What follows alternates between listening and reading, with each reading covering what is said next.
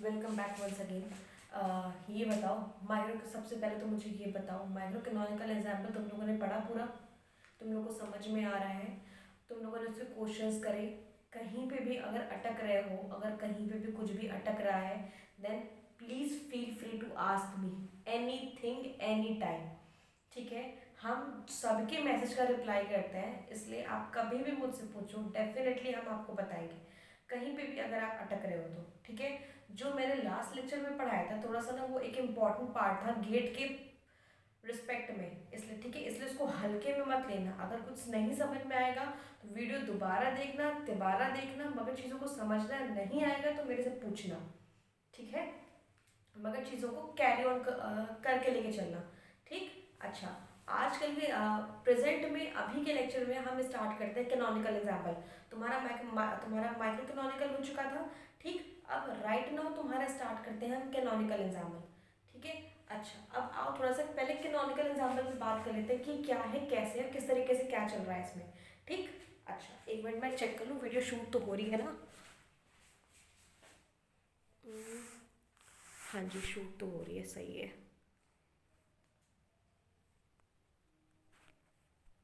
Okay, perfect, shoot हो रही है।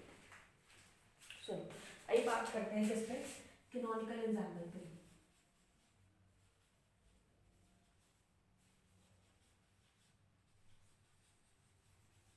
ठीक है? अब कैनोनिकल एग्जाम्पल पे बात कर रहे हैं। अच्छा, इसमें इसमें मैंने क्या बताया था, इसमें क्या होता है, मतलब इसमें किसी भी सिस्टम का number of volume, number of particle, number of volume और टेम्परेचर कांस्टेंट होता है। कांस्टेंट कैसे होता है मैंने आपको बताया था, यहाँ पे हीट रिजर्वायर अप्लाई करा जाता है जो कि इसका टेम्परेचर कांस्टेंट रखने में हेल्प करता है। ठीक है? अच्छा, ये तो बात हो गई इस सिस्टम की। अच्छा, अब इस चीज के बारे में मैंने आपको यहाँ पे ये भी बताया था ना, अगर इस सिस्टम के नंबर ऑफ पार्टिकल कांस्टेंट है, मतलब ये नंबर ऑफ पार्टिकल सराउंडिंग से शेयर नहीं कर रहा है, तो आपका क्या हो जाएगा, इम्परमिएबल वॉल होगा। इम्परमिएबल वॉल्स हो जाएगी। ठीक? अगर इसका वॉल्यूम कांस्टेंट है, इसका मतलब ना इसको एक्सपेंड करा जा रहा है ना उसको श्रिंक करा जा सकता है। इसका मतलब अगर वॉल्यूम कांस्टेंट है तो यहाँ पे क्या हो जाएगा, वॉल्स आपके,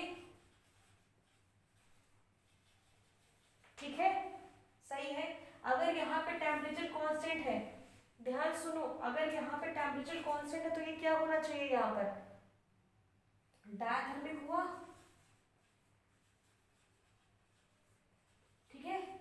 अच्छा, अब ये पूरा मिला के क्या हो जाएगा आपका, ये पूरा मिला के एक क्लोज सिस्टम कंसिडर हुआ। ठीक? ये पूरा मिला के एक क्लोज सिस्टम हुआ कंसिडर। ठीक है? अच्छा, अब राइट नाउ हम इसमें आपसे कुछ इक्वेशंस की बात करेंगे, कुछ चीज़ों की बात करेंगे। जैसे पहले हम आपको बात करते हैं, जैसे देखो, बिना घुमाए या बिना कहानी समझाए, बिकॉज ज़्यादा टाइम हमारे पास है नहीं, डायरेक्ट मुद्दे की बात करते हैं। ठीक है? देखो, तुम्हारा इसमें इम्पोर्टेंट क्या है, जो सबसे ज़्यादा तुम लोग को पूछा जाता है, तुम लोग के माइंड में जो रहना चाहिए वो क्या है तुम लोगों के लिए सबसे ज़्यादा इम्पोर्टेंट। सुनो, देखो, तुम लोग के लिए राइट नाउ सबसे इम्पोर्टेंट है पार्टीशन फंक्शन पहले।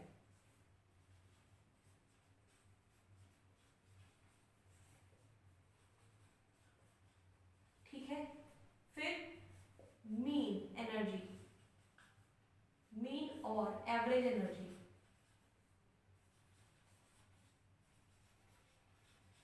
ठीक है? और तुम लोग के लिए क्या इंपॉर्टेंट है, प्रोबेबिलिटी। ठीक? ये चीजें तुम लोगों के लिए इंपॉर्टेंट है।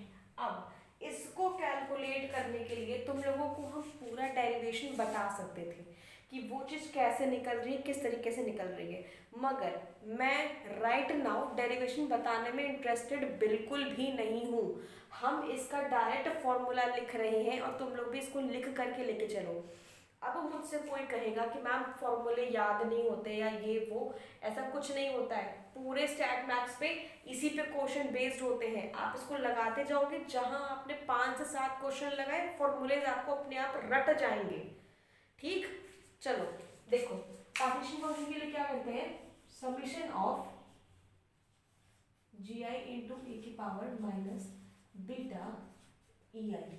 अभी हम सबका मतलब बताइए कि हम किसका किसका क्या क्या मतलब रख रहे हैं, थोड़ा सा धैर्य लेके चलो। Average energy summation of E I into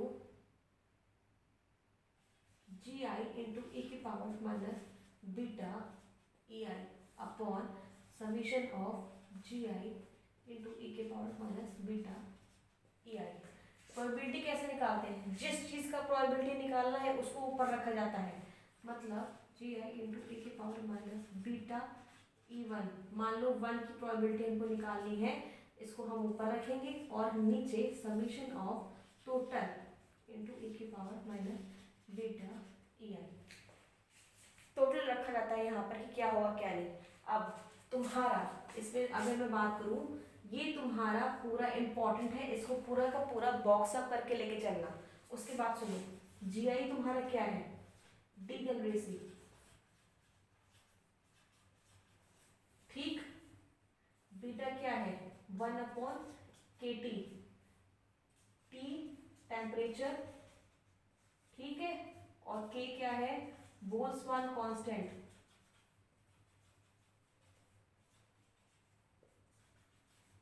ठीक। उसके बाद तुम्हारा ई क्या है, ई आई क्या है तुम्हारी एनर्जी,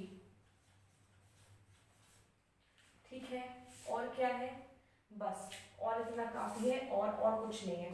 अब सुनो, राइट नाउ तुम्हें इतना तो तुमको अपने दिमाग में रख के ही चलना है कि तुमको अगर आगे स्टार्ट की प्रॉब्लम करनी तो तुमको इतना तुम्हारे माइंड में रख के ही चलना है। अब होता क्या है, तुम लोगों को ना हम इन चीज़ों का फिजिकल सिग्निफिकेंस बता देते हैं कि मतलब हमने अगर ये लिखा है तो क्यों लिखा है, अगर मैंने इस फॉर्मूले को लिखा है पार्टीशन फंक्शन के लिए तो क्यों लिखा है, अगर हम ये नहीं लिखते तो क्या हो जाता, ठीक। तुम लोग को हम ये भी बता देते हैं ताकि तुम लोगों को कोई दिक्कत ना हो आगे चीज़ों को समझने में कि वहाँ पे हो क्या रहा है, ठीक। पहले हम बात करते हैं पार्टीशन फंक्शन की, सबसे पहले बात करते हैं पार्टीशन फंक्शन की, ठीक है। पार्टीशन फंक्शन का फिजिकल सिग्निफिकेंस की बात करते हैं। अच्छा, जहां से तुम लोग को नाम से ही समझ में आ रहा होगा, यहाँ पे लिखा हुआ है पार्टीशन, ठीक। तुम लोग को नाम से ही क्लियर हो रहा होगा, यहाँ पे पार्टीशन लिखा है। पार्टीशन मतलब क्या होता है, पार्ट करना, मतलब तोड़ना, मतलब खंड खंड में करना, ठीक। अच्छा, होता क्या है, आपको जब कोई सिस्टम दिया हुआ होता है, इस सिस्टम में कई सारे मॉलिक्यूल्स होते हैं, कई सारे एटम्स होते हैं, वो एटम्स यहाँ वहाँ भाग रहे होते हैं। जब वो यहाँ वहाँ भाग रहे होते हैं तो हर एक एटम की अपनी अलग सेपरेट एनर्जी होती है, अपना अलग वे होता है भागने का। ज़रूरी नहीं है कि किसी सिस्टम में सारे पार्टिकल सेम तरीके से भागे। जैसे अगर मैं छोटी सी बात बोलूँ तो एक क्लास में अगर 10 बच्चे हैं तो अगर मैं 10 को मैं रेस में दौड़वा दूँ तो क्या ज़रूरी है कि 10 सेम स्पीड में भागेंगे, इट इज़ नॉट पॉसिबल ना कि 10 के 10 सब सेम स्पीड में भागे। सेम चीज़ है, सबकी अपनी अपनी अलग अलग स्पीड होगी, ठीक। उसी तरीके से किसी सिस्टम में अगर ढेर सारे एटम्स प्रेजेंट है, इसका मतलब ये ज़रूरी नहीं है ना कि उन एटम्स में सबकी सेम हो एनर्जी, सबकी डिफरेंट होंगी ना एनर्जीज। उन एनर्जीज को कैलकुलेट करने के लिए, उसको निकालने के लिए हम क्या करते हैं, हम ऐसा लेके चलते हैं कि मान लो सबसे ग्राउंड स्टेट की एनर्जी है, मान लो E = 0 है, ठीक। एक तुम्हारी अपर स्टेट की एनर्जी है, यहाँ पे E = 1 है, ये फर्स्ट एक्साइटेड स्टेट हम इसको मान लेते हैं। तुम्हारी थर्ड एनर्जी लेवल है जहाँ पे E = 2 है, ये तुम्हारा सेकेंड एक्साइटेड स्टेट है, ठीक। तुम्हारी पार्टिकल्स इन्हीं तीन में डिस्क्राइब्ड है, ठीक है। अच्छा, उसके बाद सपोज करो यहाँ पे 2 पार्टिकल्स हैं तुम्हारे, ठीक है। यहाँ पे मान लो तुम्हारे 2 पार्टिकल्स हैं, यहाँ पे मान लो 3 पार्टिकल है, या यहाँ पे मान लो 1 पार्टिकल है बस, ठीक है। अच्छा, अब डीजेनरेसी का मतलब क्या होता है, तुमने एनर्जी का तो मतलब समझ लिया, एनर्जी लेवल्स का मतलब समझ लिया। अब डीजेनरेसी क्या होती है, डीजेनरेसी मतलब ये होती है कि कौन सी चीज अपने आप को कितनी बार सेम वे में रिपीट करती है। फिर से मेरी बात समझना, कौन सी चीज अपने आप को सेम सेम वे में रिपीट करती है वो इसकी डिजनरेसी हो जाती है। मतलब अगर आपको मैं बोलूं कि मैंने एक सिस्टम को कैलकुलेट करा, अभी इसको ना आप आइजिंग मॉडल में बहुत सही तरीके से समझोगे। जैसे देखो, अगर मैंने कोई सिस्टम को कैलकुलेट करा, ठीक है, उसकी एनर्जी लेवल्स आई, एक के energy level is equal to 0 आया, एक का 0 आया, एक का मान लो 2 आया, एक का 3 आया, एक का फिर 0 आ गया, फिर पांचवे वाले का 4 आ गया, फिर एक का 0 आ गया मान लो, ठीक है। तो हम क्या करेंगे, हमारे पास टोटल कितनी एनर्जी लेवल्स निकली, हमारे पास एक एनर्जी लेवल निकली 0 की, एक निकली 2 की, एक निकली 3 की, एक निकली 4 की। मगर यही 0 आपका 3 बार है, सेम 0 आपका 3 बार है, सेम एनर्जी, इसका मतलब 0 की डीजनरेसी क्या हो जाएगी, 3। इसका मतलब इसने अपने आप को 3 बार रिपीट करा है, इसकी क्या हो जाएगी डीजनरेसी, इसने अपने आप को एक बार भी रिपीट नहीं करा, इसका मतलब इसकी डीजनरेसी 1 हो जाएगी। इसकी भी कितनी हो जाएगी, 1 हो जाएगी, इसकी डीजनरेसी 1 हो जाएगी। यहाँ पे आप एनर्जी और डीजनरेसी का मतलब समझ रहे हो कि हम क्या कहना चाहते हैं, आप एनर्जी और डीजनरेसी को समझ रहे हो कि क्या है क्या नहीं है। अच्छा, अगर मैं यहाँ पे पार्टीशन फंक्शन लिखने को दूं, मतलब अगर मैं आपसे ये पूछूं कि बेटा जी मुझे ये बताओ, एक सिस्टम का पार्टीशन फंक्शन मुझे कंप्लीट लिख करके दो, वो सिस्टम कितने, उस सिस्टम के पार्टिकल्स कितने एनर्जी लेवल में पार्ट हुए हैं, डिस्ट्रीब्यूट हुए हैं विथ डीजनरेसीज, कितने डीजनरेसीज के साथ डिस्ट्रीब्यूट हुए हैं वहां पर, वो चीज आपको लिखने के लिए डायरेक्ट इस फॉर्मूले से निकलेगा। कैसे निकलेगा, देखो मैंने क्या लिखा है, समीशन, मतलब जितने भी एनर्जी लेवल्स हैं सबका समीशन। जैसे मान लो देखो यहाँ पे अगर मैं इस वाले एग्जांपल की बात करूँ, जैसे मान लो देखो मैंने ये एग्जांपल मान लो हम लेके चल रहे हैं, ठीक है, कोई क्वेश्चन है तुम्हारे पास जिसमें तुम्हारे पास टोटल कोई क्वेश्चन गिवन है, जिस क्वेश्चन में आपके पास टोटल 6 पार्टिकल्स हैं, ठीक है, टोटल आपके पास 6 पार्टिकल्स हैं, जो कि E इज इक्वल टू 0 में 2 पार्टिकल्स है, E इज इक्वल टू 1 में 3 पार्टिकल्स है, E इज इक्वल टू 2 में 1 पार्टिकल्स है। इसमें E इज इक्वल टू 1 की डीजनरेसी मान लो 4 है, E इज इक्वल टू 0 की डीजनरेसी मान लो 2 है, और E इज इक्वल टू 1 की डीजनरेसी मान लो 1 है। ये सब आपको क्वेश्चन में गिवन होगा, पूरा लिखा होगा क्वेश्चन की लैंग्वेज में, ठीक है, आपको चीजों को बस सेट करना है। अब आपको इसका पार्टीशन फंक्शन लिखना है। आप पार्टीशन फंक्शन कैसे लिखोगे, समेशन लगा है, इसका मतलब सम ऑफ टोटल पार्टीशन फंक्शंस। अगर आप पहले का पार्टीशन फंक्शन निकालो तो देखो 2 मल्टीप्लाई बाई e की power minus beta into e is equal to क्या है यहाँ पे 0 प्लस समेशन लगाए तो ऐड होगा, ठीक। अब देखो इसकी डीजनरेसी क्या है, 4 मल्टीप्लाई बाई e की power minus beta multiply by 1, ठीक, plus 1 in multiply by e की पावर माइनस बीटा इंटू 2। इसका मतलब क्या हो गया, यहाँ पे ये हो गया 0, e की पावर 0 क्या हो जाता है 1, ठीक है, e की पावर 0 ऑलवेज 1 होता है, ठीक है। देखो ये तो हो गया 1, इसका मतलब यहाँ पे आएगा 2 प्लस e की पावर 4 इंटू e की पावर माइनस बीटा, ठीक, प्लस e की पावर माइनस 2 बीटा। ये आपका पार्टीशन फंक्शन पूरा निकल गया इस सिस्टम का जो हम कैलकुलेट करना चाहते थे, ठीक।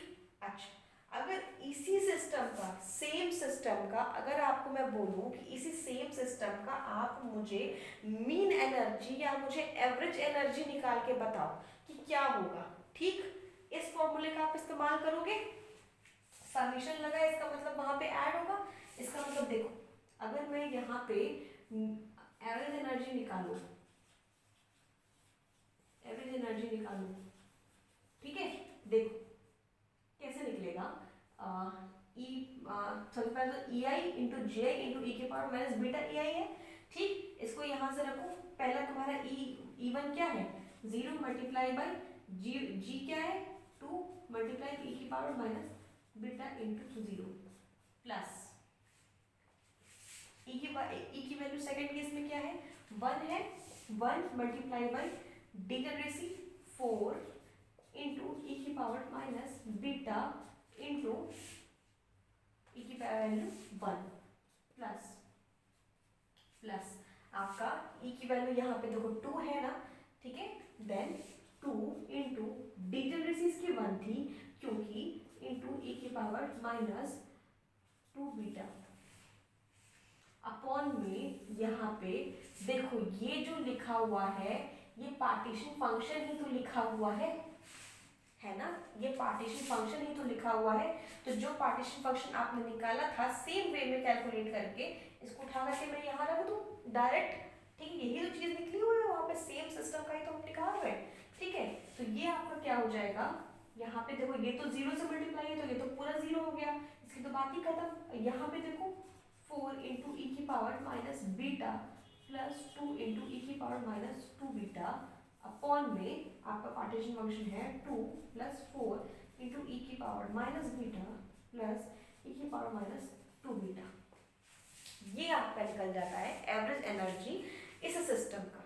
अच्छा, अब आपको मैं बोलूं कि इस पूरे सिस्टम में क्या प्रोबेबिलिटी है E इज इक्वल टू 1 में, E इज इक्वल टू 1 में 3 पार्टिकल्स हैं, इसकी क्या प्रोबेबिलिटी है पूरे सिस्टम में, देन आप कैसे कैलकुलेट करोगे। सी, अगर मैं प्रोबेबिलिटी निकालने की बात करूं यहाँ पे,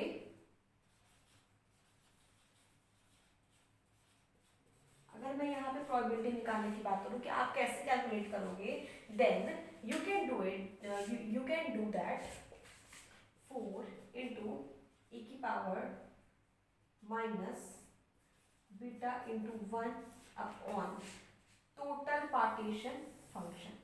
अच्छा सॉरी, यहाँ पे ई भी होगा, मैंने ये लिखना भूल गए था, ठीक है, तुम्हारा ये is equal to 1 divide by 1। अब यहाँ पे आपका टोटल पार्टीशन फंक्शन, देखो पार्टीशन फंक्शन ही तो यहाँ पे लिखा हुआ है ना, यहाँ पे आपका जो आपने पार्टीशन फंक्शन निकाला था वो हो जाएगा, मतलब यहाँ पे 4 इंटू ई की power minus beta upon total partition function 4 into E की पावर माइनस बीटा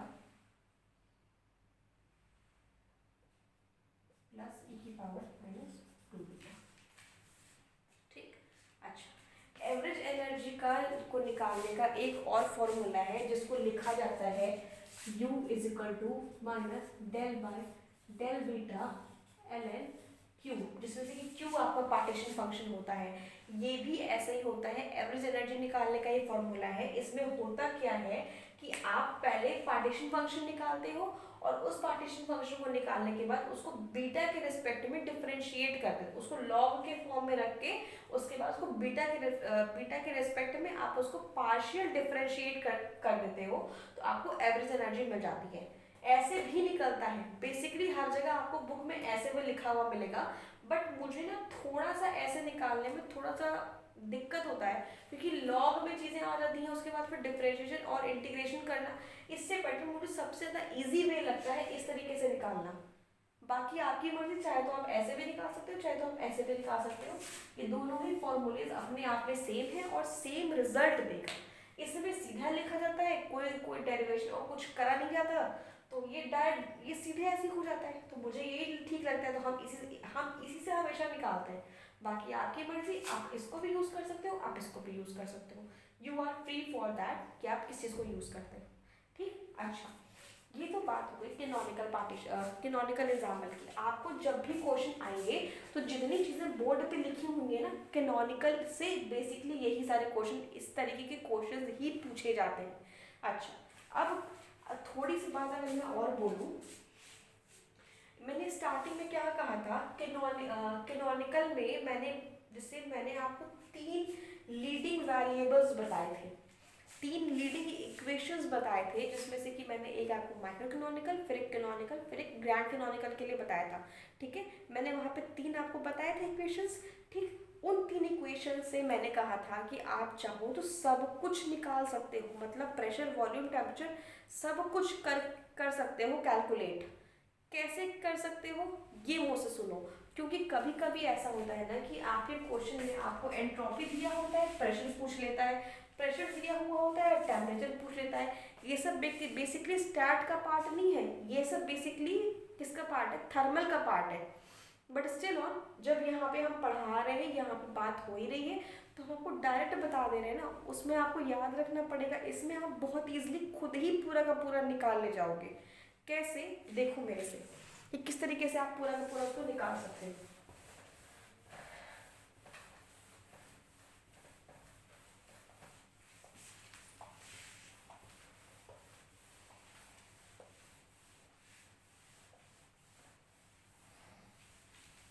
देखो मेरी बात सुनो, अगर आपके पास, क्या मैंने आपको बताया था, लीडिंग वेरिएबल इसमें क्या था, कैनोनिकल एग्जांपल में आपको मैंने क्या बताया था, a is equal to minus K T L N Q, ठीक है, जिसमें से कि ए क्या है आपका, हेल्महोल्ट्ज फ्री एनर्जी था, ठीक है। अच्छा, आपको याद है कि मैंने आपको टू मशीन गन्स बताए थे स्टार्टिंग में ही। सबसे पहले चीज़ों को सॉल्व करने के लिए मैंने आपको टू मशीन गन्स बताए थे, जिससे आप चीज़ों को ईजी तरीके से सॉल्व कर सकते हो, ठीक। क्या बताया था, देखो तुमको ये पता है कि तुम्हारा जो H2 मैंने लिखा हुआ था, जो तुम्हारा सेकंड वाला जो तुमको मैंने मशीन गन लिखा हुआ था, वो H2 तुम्हारा क्या लिखा हुआ था, याद करो एक बार, पन्ने पलट के देखो तुम लोग, कल के ही लेक्चर में मैंने पढ़ाया था, G is equal to U plus P V minus T S लिखा था, ठीक है, ये लिखा हुआ था, जिसमें से कि मैंने कहा था A is equal to U minus T S होता है और H is equal to U plus P V होता है। ये आपको मैंने बताया था कल के ही लेक्चर में, इस तरीके से लिखने के लिए, ठीक है। अच्छा, अब राइट नाउ आपको क्या करना है, आप मुझे बताओ, आपके पास ये है ना हेल्महोल्ट्ज फ्री एनर्जी। अच्छा, यहाँ पे आपको क्या मिल रहा है, जब आप हेल्महोल्ट्ज फ्री एनर्जी को यहाँ पे लीड लेके चल रहे हो, देन आप यहाँ पे ये वाला इक्वेशन को इस्तेमाल करो, इसको अगर बना दो इक्वेशन नंबर 1, ठीक। अब देखो, अगर मैं इसको स्टार्ट करूँ सॉल्व करना, तो अगर मैं इसको डिफरेंशिएट करूँ, D A is equal to D U plus, minus में है ना यहाँ पे, minus T D S minus S D T, ठीक है, गलत तो नहीं है। अच्छा, अब मुझे बताओ, ये तुम्हारा H2 था ना, मशीन गन सेकेंड था ना, तुम्हारा H1 क्या था, H1 तुमको जो मैंने लिखा था वो क्या था, du इज इक्वल टू, क्या लिखा था मैंने, pdv plus vdp minus mu dn था कि sdt था, क्या था, du plus plus du plus pdv,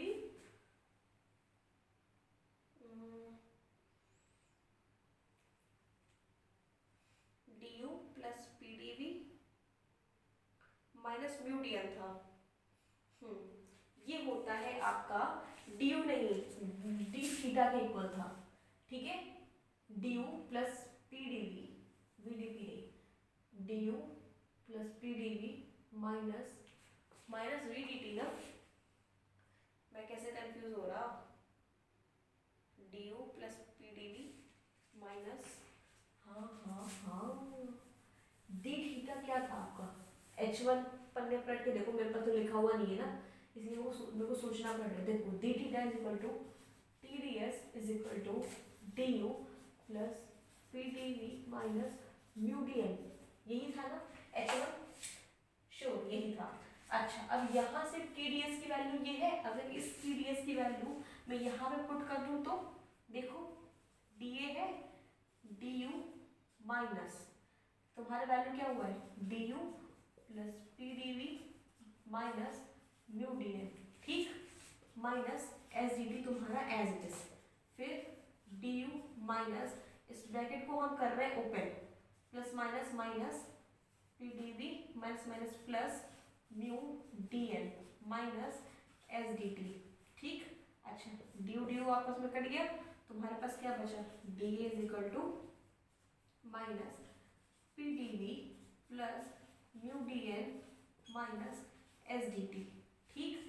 अब एक एक करके लेके चलो, एक एक करके लेके चलो, मतलब देखो dA/dt। अगर तुमको यहाँ से निकालना है एंट्रोपी, ठीक, अगर तुमको एंट्रोपी निकालनी है तो keeping dA/dt, keeping mu and P constant is equal to -s। कर सकते हो यहाँ पे, ठीक है, -s/dt।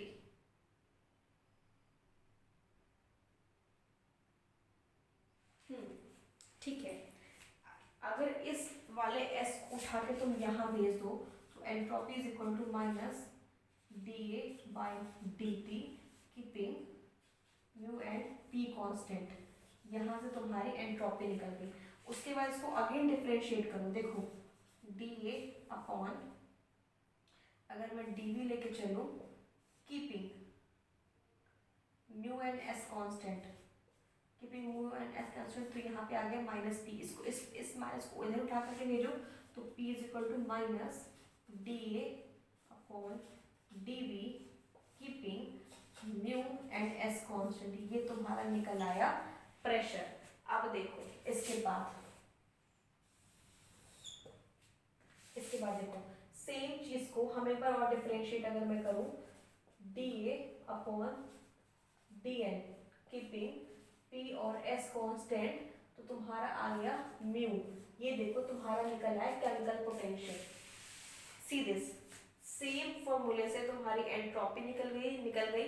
अगर हेल्महोल्ट्ज फ्री एनर्जी दिया हुआ है तुम यहाँ पे एंट्रोपी कर सकते हो कैलकुलेट, एक बार डिफरेंशिएट करके।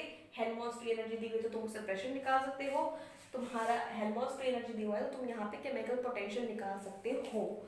ठीक, ध्यान से देखो इस चीज को, कहीं कहीं कोई डाउट हो तो डेफिनेटली मेरे से आगे तुम लोग पूछना, ठीक है। ये तो बात हो गई यहाँ पर। अब उसके बाद तुमको मैंने इंटरनल एनर्जी का तुमको बताया था मैंने फॉर्मूला। तुम मान लो इसको, मान लो 1, इसको 2, इसको 3 मान लो, 4 लेके चलते तुम्हारा क्या था, इंटरनल एनर्जी था -del/del β ln q। ठीक है, इसको भी तुम नोट करके लेके चलो। अच्छा, अब फिफ्थ की बात करें, एंथैल्पी। एंथैल्पी तुम्हारी H इक्वल टू क्या थी, यहाँ पे U प्लस PV है, U प्लस PV, एंथैल्पी ये है, ठीक है, U प्लस PV। अगर इस U प्लस PV को तुम्हारा U को अगर मैं एज इट इज रखूं,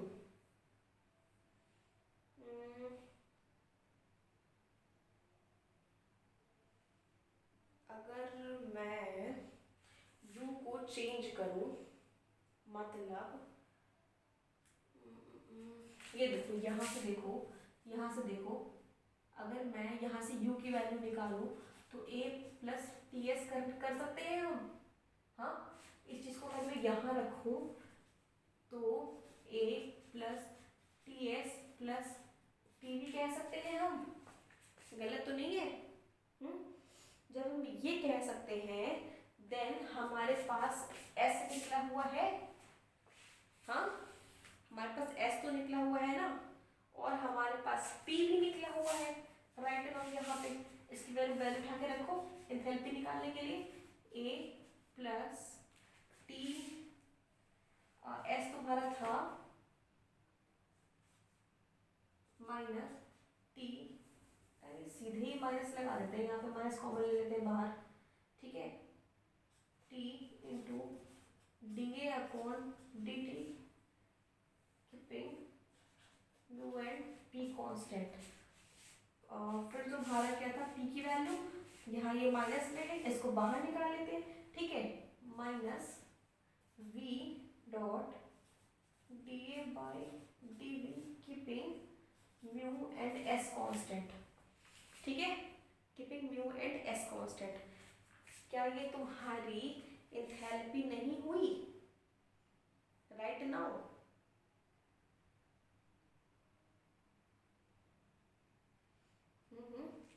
तुम्हारी क्या ये एंथैल्पी नहीं हुई, ठीक। अब उसके बाद छठवें नंबर का बात करो, गिव्स फ्री एनर्जी की बात करें, फ्री एनर्जी की बात करें, ठीक है, G की। अगर मैं जी की बात करूँ तो जी का एक डायरेक्ट फॉर्मूला होता है, G is equal to mu N. Mu की वैल्यू आपकी यहाँ निकली थी, उठा के सीधे यहीं पे रखो, G is equal to mu क्या निकलता, D A upon D N, keeping P और S constant is equal to into N. ये तुम्हारा हो गया गिब्स फ्री एनर्जी। देखो सेम चीज से हम निकाल रहे हैं, कुछ अलग से नहीं कर रहे हैं। अब देखो तुम्हारा हुआ स्पेसिफिक हीट 6 था ना, 7वां out, C V is equal to D Q by D T होता है। ये तो आपको पता होगा, आप पढ़े होगे पहले भी, D Q by D T होता है ऑलवेज आपका सी वी, जिसमें से कि आपका एन और वी कांस्टेंट होता है, जिसमें से कि आपका एन और वी कांस्टेंट होता है। हाँ, एन और वी कांस्टेंट होता है इसमें सी वी में always D Q by D T. अच्छा, इस सी वी का एक और फॉर्मूला होता है। अगर सेम इसी सी वी को मैं बात करूं, जैसे थोड़ा सा रब कर लें, क्या थोड़ी सी जगह बने, यहाँ से मैं रब कर लूँ इस वाले पार्ट को, है थोड़ी सी मेरे को जगह दो लिखने की। ये तुम्हारा लीडिंग वेरिएबल है ना, इसको छोड़ देते हैं, यहाँ तक रब कर देते हैं, ठीक है, ये ठीक है। अच्छा, अगर अब मैं तुमको ये बोलूँ कि तुम्हारा ए इज इक्वल टू क्या था, यू माइनस टी एस, ठीक। अब यहाँ से u इज इक्वल टू क्या होगा, a प्लस टी एस, ये तो ठीक है ना, a प्लस टी एस। अब जब a प्लस टी एस था तो s की वैल्यू थी ना हमारे पास निकली हुई, u is equal to a minus T into S की वैल्यू निकली हुई थी ना यार, वो तो मैंने रब कर दी, कहीं है यहाँ पे लिखी हुई। एस इज इक्वल टू क्या है हमारा, एस इज इक्वल टू हमारा del A by del T था, I think del A by del T, ठीक। ये हो गई हमारी एस की वैल्यू, मतलब ये फॉर्मूला हम यहाँ पे लिख सकते हैं। अगर हम इसको लिख सकते हैं तो हम क्या ऐसे नहीं लिख सकते, del A by del T,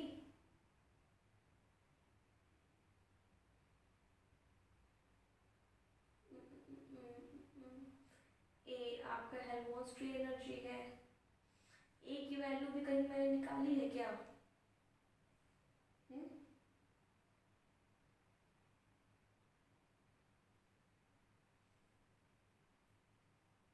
A is equal to del U by del T, तो ठीक है। अगर मैं डेल बाई डेल टी, तुम्हारा यहाँ पे मैंने यू निकाला था ना एक जगह कहीं,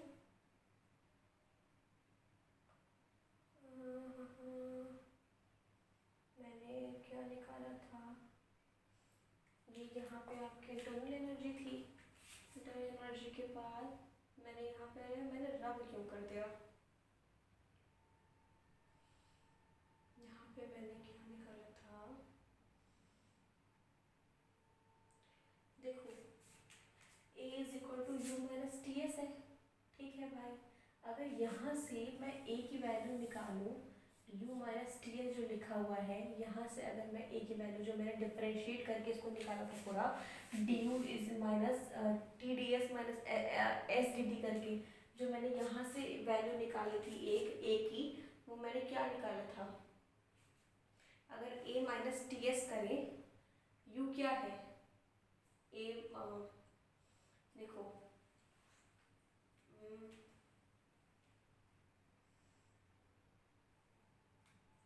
a माइनस टी एस है, ठीक है, वो तो भाई ठीक है। अब a माइनस टी एस, इसी u को अगर मैं आगे लेके चलूँ, सी वी क्या था आपका, D theta, D theta by D T. C V एक और होता है, सी वी एक ये भी होता है, D you by D T, ठीक है। जब ये भी होता है, अगर इसमें मैं यहाँ पे u की जगह पे रखूँ सी वी में D by D T, into A minus T dot del A by del T. अगर मैं ये या इस चीज़ को मैं यहाँ पे रख करके निकालूँ और इसको मैं नॉर्मल करूँ तो मेरा एक चीज़ निकल के आएगी, C V is equal to minus T तो पहले आ जाएगा, ठीक है, minus T dot del two A by del T. देखो ये यहाँ पे मल्टीप्लाई होगा, del two A by del T square, ये आप आ जाएगा। इसमें क्या कीपिंग एन और वी कांस्टेंट। ये भी एक सीवी का स्पेसिफिक हीट निकालने का फॉर्मूला है राइट नाउ। एक निकलता है सीपी, एक मिनट मैंने यहाँ सीवी की जगह पर सॉरी ये सीपी होता है, सीपी होता है D Q by D T और सीवी होता है, इसको 8 नंबर रख लो, सीवी होता है this del U by del T always होता है तुम्हारा सीवी और सीपी होता है तुम्हारा D Q by D T. Sorry for my mistake. अच्छा, अब जब आपको सीपी और सीवी पता चल गया, ठीक, तो सीपी और सीवी पता चलने के बाद आप गामा भी तो कर सकते हो कैलकुलेट, इसको 9वां नंबर डाल दो, गामा भी तो कर सकते हो, उसको होता है सीपी अपॉन सीवी, गामा का वैल्यू होता है सीपी बाई सीवी। जब आप सीपी बाई सीवी करोगे तो आपको गामा मिल जाएगा। देखो इसीलिए मैंने कहा था, ध्यान से देखो, तुम्हें जितने मैंने तुमको 9 फॉर्मूले समथिंग मैंने डिराइव कर दिए, इसीलिए मैंने कहा था कि एक इक्वेशन से आप 2 मशीन गन से आपके ना, आप उसको उठाओ, आप उस एक इक्वेशन से आप पूरा का पूरा अपने आप सॉल्व करते चले जाओगे, क्या है क्या नहीं है। That is the part of thermodynamic. ये सब बेसिकली स्टैट में नहीं आते, थर्मल में पूछे जाते हैं ये सारे क्वेश्चंस, बट थर्मल अलग से भी तो पढ़ाना पड़ता ना यार, सेम चीज़ ही तो पढ़ाते हैं हम आपको। फॉर्मूलेज याद कैसे कराते हैं, देखो मेरे जैसे इंसान को फॉर्मूले कभी नहीं याद रहते, हम तो ऐसे पूरा करके निकाल लेते हैं जो मुझे चाहिए होता है। बाकी आपकी आपकी आपकी मर्जी है, अगर आपको ऐसे माइंड में रखना है तो ऐसे रख लो, वैसे रखना है तो वैसे रख लो। थर्मल में जब पढ़ते हैं ना, तो थर्मल में इसका कोई बेसिक प्रूफ नहीं होता कि ये आया कहाँ से, ये बस एक स्टेट कर देते हैं कि हाँ ये चीज़ यहाँ पर है। बट जब आप इस चीज़ को इस तरीके से पढ़ोगे ना, स्टार्ट में पढ़ोगे, तो इसका एक बेसिक प्रूफ निकल के आता है कि ये सब कहाँ से आ रहा है और क्यों आ रहा है। Then it's quite interesting to hear all that things, है ना। तो ये थोड़ा बेटर होता है समझने के लिए। बाकी आपकी मर्जी कि आपको समझ के किस तरीके से आता है, एटलीस्ट पढ़ना तो आप ले, आप अपना मतलब समझो कि किस तरीके से पढ़ना है। अच्छा, अब मेरे पास ना थोड़ी सी बात है करने के लिए। जैसे देखो, एक चीज़ आपको और बतानी थी, थोड़ा सा इम्पोर्टेंट है, उसको थोड़ा सा लिख करके चलो।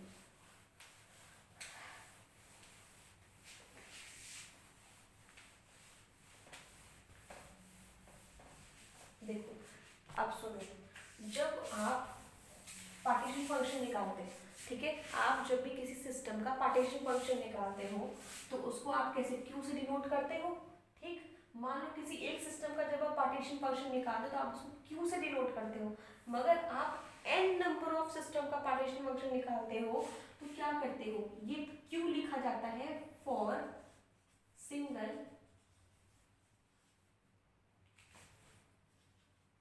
पार्टिकल, ठीक। अगर आपके पास for n number of particles हैं तो आपका होता है q की पावर n पार्टीशन फंक्शन। इस बात को थोड़ा सा आप ध्यान रखिए, ये बात ध्यान रखने वाली है, ठीक है। अगर ये बात होती है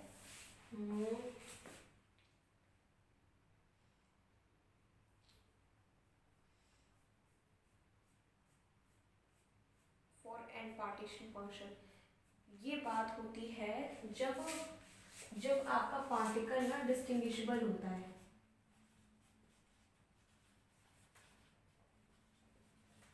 जो आपका पार्टिकल डिस्टिंग्विशेबल होता है। इस थोड़ा सा ना इस रूल को दिमाग में रख के चलना, कुछ कुछ भी औना पौना मत करने लगना। जब किसी एक पार्टिकल के बारे में बात करेगा तो जिस तरीके से तुमको मैंने निकालना सिखाया है, जब किसी एक एक समझ लो एक सिस्टम के बारे में बात करेगा तो जिस तरीके से तुमको मैंने निकालना सिखाया है तुम उस तरीके से निकाल देना। मगर जब कहीं n नंबर ऑफ सिस्टम्स के बारे में बात करेगा, ठीक है, जब n नंबर ऑफ पार्टिकल्स और n नंबर ऑफ सिस्टम के बारे में बात करेगा, वहां आप उसको इस तरीके से निकालोगे अगर पार्टिकल डिस्टिंग्विशेबल होगा तो। अगर आपका पार्टिकल इनडिस्टिंग्विशेबल है, अगर आपका पार्टिकल इनडिस्टिंग्विशेबल है और आपका n नंबर ऑफ पार्टिकल्स के लिए निकालना है तो ये आपका सेम चीज आपकी हो जाती है Qn इज इक्वल टू, यहाँ पे भी Qn is equal to Q की power n by n factorial. अगर पार्टिकल इनडिस्टिंग्विशेबल है मतलब वहाँ पे FDR B लग सकता है, वो अगर क्वांटम पार्टिकल होंगे तो आप इस तरीके से निकालोगे, अगर वो क्लासिकल पार्टिकल होंगे तो इस तरीके से निकालोगे। अच्छा, अब मेरी एक और बात बड़ा ध्यान से सुनो, जब सुन ही रहे हो तो ध्यान से ये सुनो कि जब आपको क्वेश्चन देगा, ठीक है, जब आपको को क्वेश्चन देगा, क्वेश्चन को पूरा पढ़ना, क्वेश्चन के वर्डिंग्स में सिर्फ ये पढ़ करके मत समझ जाना कि अगर वहाँ पे डिस्टिंग्विशेबल है तो मतलब वहाँ क्लासिकल लग रहा होगा, अगर वहाँ इनडिस्टिंग्विशेबल है तो वहाँ पे क्वांटम लग रहा होगा।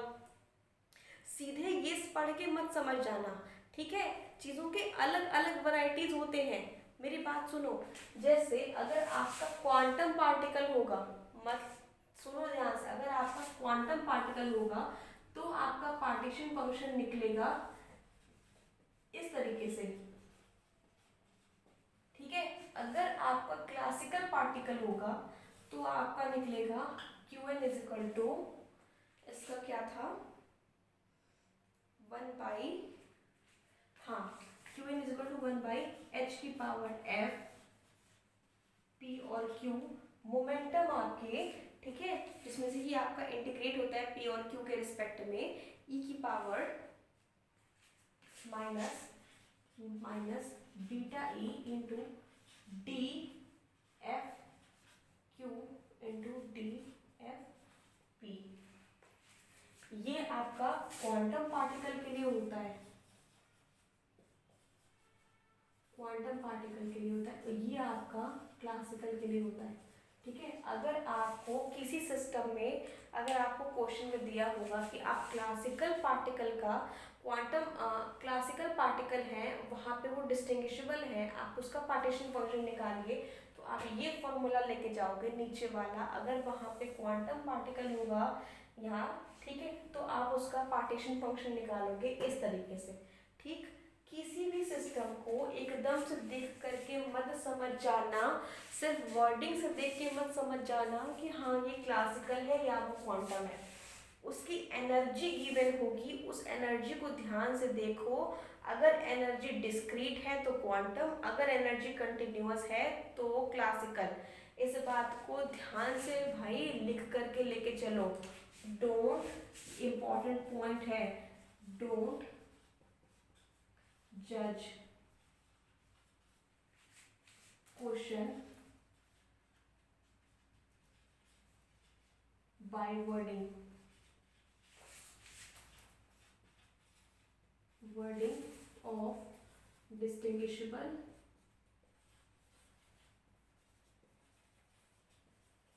and indistinguishable।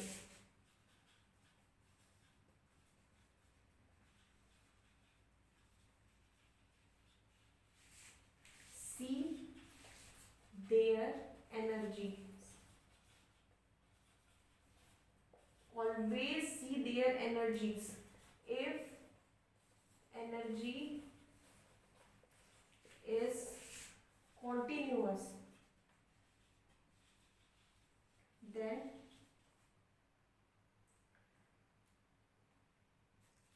particle is classical and if energy is discrete or discontinuous then particle is quantum। वहाँ पे उस तरीके से लेके चलोगे। ये थोड़ा सा इंपॉर्टेंट पॉइंट है, इसको ध्यान में लेके चलो। जैसे सपोज दैट आपको एनर्जी गिवन है p²/2m प्लस हाफ kx²। अगर आपको मान लो ये एनर्जी गिवन है, इसको देख करके नहीं लग रहा है क्या ये कंटिन्यूअस एनर्जी नहीं है, क्या ये एसएचएम की एनर्जी नहीं है ना, कंटिन्यूअस है। तो यहाँ पे क्या लगेगा, अगर इस एनर्जी पे आपको क्लासिकल का अप्रोच लगेगा, इसका मतलब यहाँ अगर इसका पार्टीशन फंक्शन निकालना होगा तो आप इसका इस्तेमाल करेंगे, न कि इसका कर देंगे। सोचो एक और सुनो, अगर E is equal to half N H के टू ओमेगा दिया होगा, जिसमें एच की वैल्यू एन की वैल्यू 0 1 2 डॉट होगी, तो ये क्या है आपको यहाँ पर डिस्क्रीट वैल्यूज है, कंटिन्यूअस वैल्यूज तो नहीं है। जब ये डिस्क्रीट है इसका मतलब यहाँ पे क्वांटम मैकेनिकली लगेगा, मतलब इसका पार्टीशन फंक्शन आप इस तरीके से निकालोगे, वहाँ पे क्लासिकल ट्रीट नहीं करोगे। अच्छा, अब मेरी और बात सुनो। मेरी बात ये है कि जब आप क्वेश्चन को करने जाते हो तो क्वांटम पार्टिकल का अगर आया तब तो इस तरीके से निकालोगे, ये तो बड़ी आसान सी चीज़ है। मगर क्लासिकल में क्या यहाँ पे डर नहीं लग रहा है? यहाँ पे देखो डबल इंटीग्रेशन, फिर ये फिर वो, इतना सॉल्व करके लेके जाओगे, तुम्हारा यहाँ पे f डिग्री ऑफ फ्रीडम है, ठीक है, इसको ध्यान रखना। तुम्हारा f डिग्री ऑफ फ्रीडम है, p पोजीशन, q मोमेंटम और e एनर्जी और b तो तुम्हारा बीटा 1/kT। ठीक है, यहाँ पे डर नहीं लग रहा, ठीक है। इसीलिए क्लासिकल पार्टिकल के पार्टीशन फंक्शन को सॉल्व करने के लिए always use the approach of law of equipartition energy. क्या बोला मैंने, सुनो वापस से।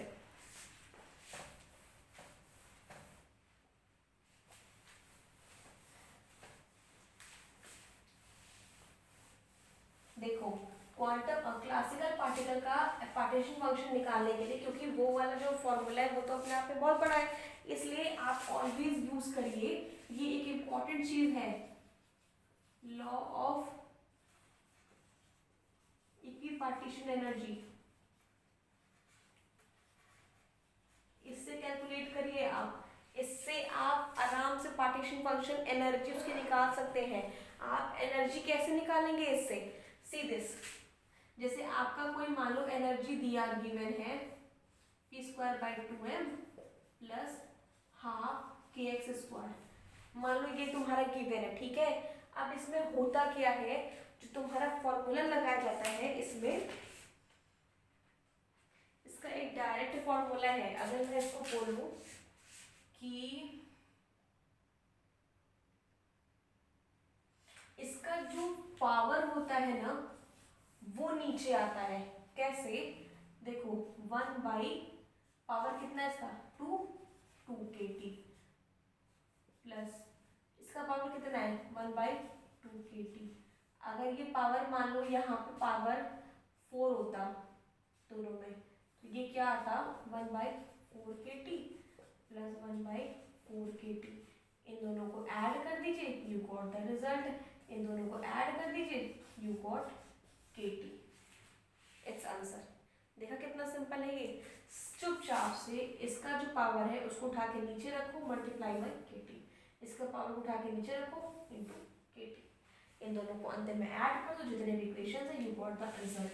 अगर यहाँ पे मान लो ऐसा गिवन हो, इस तरीके से आपका दिया हो p², मतलब अगर मान लो यहाँ पे p² है, यहाँ पे मान लो पावर 4 है, ठीक है, प्लस अगर हमें एक और मान लो सपोज दैट अगर हम एक और ले लें kx², इसका कैसे निकलेगा, देखो 1/2kT, ठीक, प्लस है ना, तो 1/4kT प्लस 2 है ना पावर 1/2kT।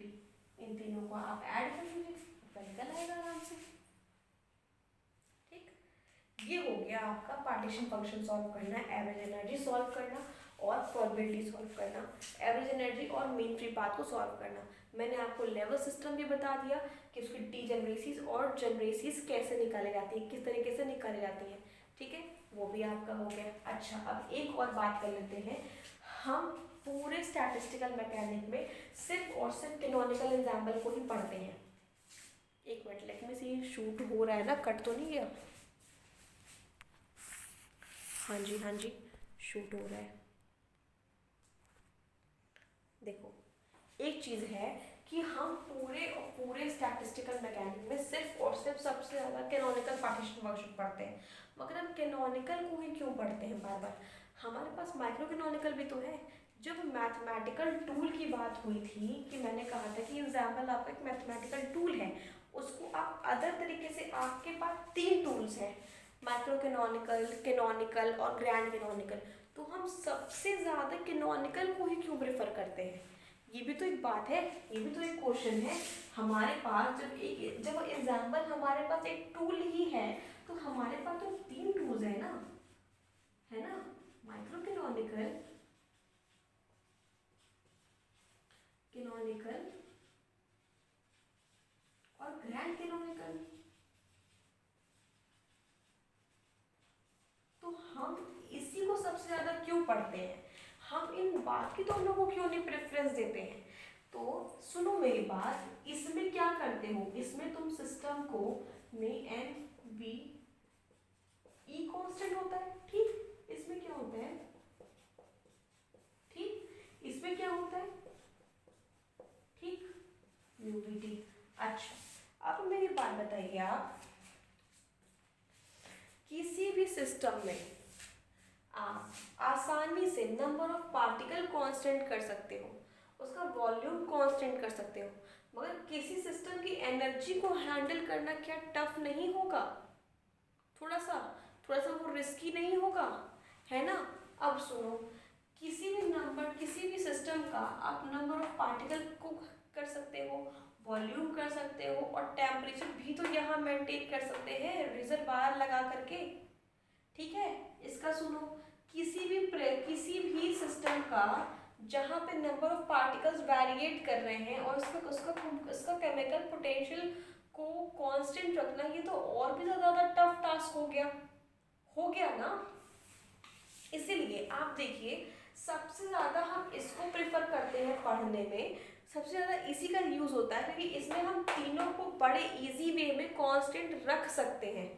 उसके बाद सेकंड नंबर पे हम इसका यूज़ करते हैं, एनर्जी को कांस्टेंट रखने की कोशिश करते हैं, और सबसे लास्ट प्रेफरेंस हम देते हैं इसको, म्यूविटी को, जिसमें से कि हम केमिकल पोटेंशियल, बहुत टफ टास्क होता है उसको कांस्टेंट रख पाना, तो सबसे लास्ट प्रेफरेंस हम इसको देते हैं कांस्टेंट रखने के लिए, ठीक? इसीलिए सबसे ज़्यादा हम कैनोनिकल पढ़ते हैं, इसीलिए एग्जाम के पॉइंट ऑफ व्यू से भी सबसे ज़्यादा यही आपका इम्पोर्टेंट है इन बाकी दो के कंपैरिजन में, ठीक है? अच्छा, अब मेरी बात सुनो प्यारे, आपको राइट नाउ मैंने माइक्रो कैनोनिकल के बारे में पढ़ाया, इसके बारे में पढ़ाया, और ग्रैंड के बारे में आपको पढ़ने की ज़रूरत नहीं है। ग्रैंड के बारे में जो पूरा रायता मैंने आपको इसमें बताया है, इसमें भी उसी तरीके से आप एक लीडिंग वेरिएबल लेके चलो और पूरा निकलता चला जाता है। इसके partition functions and all exams में नहीं पूछे जाते, कहीं नहीं पूछा जाता, ठीक है? इवन नेट वगैरह में थोड़े मोड़े, नेट वगैरह में तो क्वेश्चन आ भी जाते हैं 2-3, मगर गेट और जस्ट पे नहीं आता। तो प्रेजेंट में हम नेट पे तो फोकस कर नहीं रहे, जब हम नेट वाले बैच में पढ़ाएंगे तब उसके बारे में बात करेंगे। प्रेजेंट में हम तो गेट पे फोकस कर रहे हैं ना, गेट पे ये नहीं पूछा जाता, ठीक है? गेट में ये नहीं आता है, तो इसलिए आपको इसके लिए परेशान होने की कोई ज़रूरत नहीं है। ये इसको कह सकते हो कि ये एक यूजलेस टॉपिक है। माइक्रो कैनोनिकल का आपको यूज़ कितना है, सिर्फ और सिर्फ नंबर ऑफ माइक्रो स्टेट्स निकालने के लिए और उसकी एंट्रोपी निकालने के लिए सिस्टम की, उसके लिए आपको माइक्रो कैनोनिकल पढ़ना थोड़ा सा इंपॉर्टेंट है। कैनोनिकल पढ़ना क्यों इंपॉर्टेंट है? क्योंकि इसी से आप पार्टीशन फंक्शन, एवरेज एनर्जी और प्रोबेबिलिटी, ये सब चीज़ें आप निकाल सकते हो, कैलकुलेट कर सकते हो, इसलिए आपको वो कैनोनिकल पढ़ना इंपॉर्टेंट है सबसे ज़्यादा गेट के पॉइंट ऑफ व्यू से, ठीक है? मेरी बात समझ रहे हो? अब इसके बाद आपका एग्जाम्पल्स में कुछ नहीं बचता है मेरे हिसाब से। एग्जाम्पल आपका कब क्लियर हो चुका है?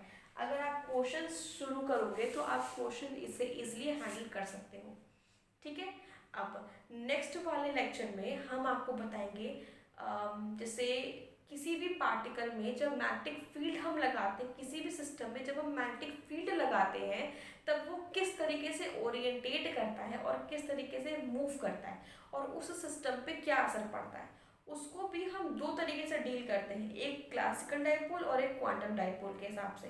तो डायपोल की बात स्टैटिस्टिकल मैकेनिक पे हम करते हैं नेक्स्ट लेक्चर में। Till then example is over. Try try its questions, जितने से जितने हो सके उतने से उतने क्वेश्चंस लगाओ। मेरे लिए सिर्फ दो, मुझे लगता है कि हम सिर्फ एक या दो लेक्चर और लेंगे, पूरी स्टैट ओवर हो जाएगी। ठीक है, समझ लो एग्जाम्पल ओवर हो गया मतलब स्टैट ओवर हो गया। ठीक है, हम सिर्फ एक या दो लेक्चर और लेंगे पूरे के पूरे स्टैट को ओवर करने के में। इसके बाद फिर हम वाई को सॉल्व करेंगे। ठीक है, और उसके बाद फिर हम प्रीवियस ईयर सॉल्व करेंगे। इसीलिए मेरे साथ अपनी स्पीड को मेंटेन करो, थोड़ा थोड़ा फटाफट से काम खत्म करो। ठीक है, पढ़ पढ़ करके। अब मिलते हैं नेक्स्ट लेवल लेक्चर में बात करते हैं। ठीक है, टिल देन गुड नाइट।